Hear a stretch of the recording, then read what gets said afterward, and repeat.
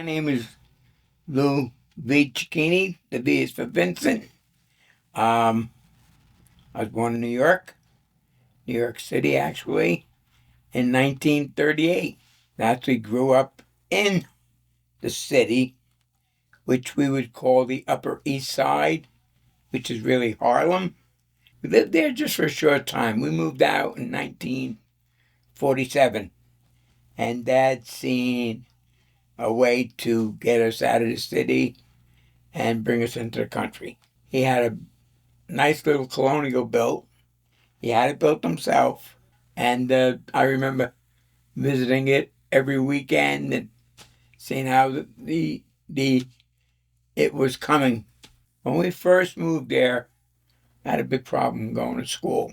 Moving into a whole nother school district, they were probably ahead, so I was starting to have some problems. It just wasn't doing. I wasn't making friends, and every morning I get halfway to school and I turn around and come home because I didn't feel well.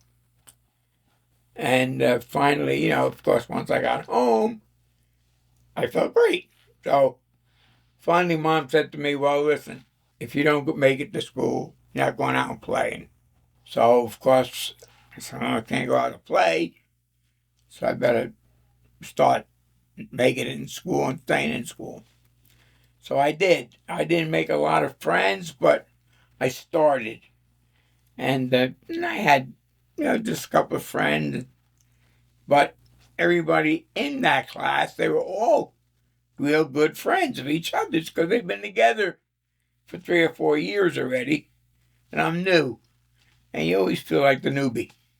You're always, like you don't fit in. As I was in that school now, I'm in that school 3 years, let's say, fourth grade, fifth grade, sixth grade, seventh, maybe closer to 4.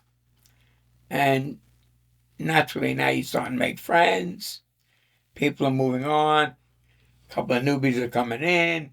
So now you're not the oddball on the block. Then naturally, just getting comfortable. Now we graduate, we all move out. And from there now, you start your 9th, 10th, 11th, and 12th. Now you got your high school all planned out. And so I got into Roosevelt. Kind of a classy school, and all the kids that went there came from better neighborhoods. But again, new school, newbie wasn't doing good. And I flunked out of Roosevelt. Mom said, you know what? You're not. And even my guidance counselor and teachers would say, he's not cut for this school. He's a tradesman. He's a blue collar. There's no doubt about it. So I changed from Roosevelt, from this high-class school, but now I go to Saunders Trades and Technical High School, real old boy school. You have your great kids, and you got your criminals. I took on auto mechanics, and now auto mechanic. Now Saunders is not 35, 40 kids. You got maybe 15, 20 kids in the trade school, in a class. I really, I made a name for myself there. Wasn't a bad guy, but I was well known. I wasn't no scholar. I was passing my grades, barely. And I had 2 women teachers, and the rest were men. And I used to try to smooth the women teachers with, any kind of wash their car or clean their, anything like that. Now, I'm in an all-boys school. Up the road was an all-girls school. And that was a clerical school where they did sewing and baking and everything else.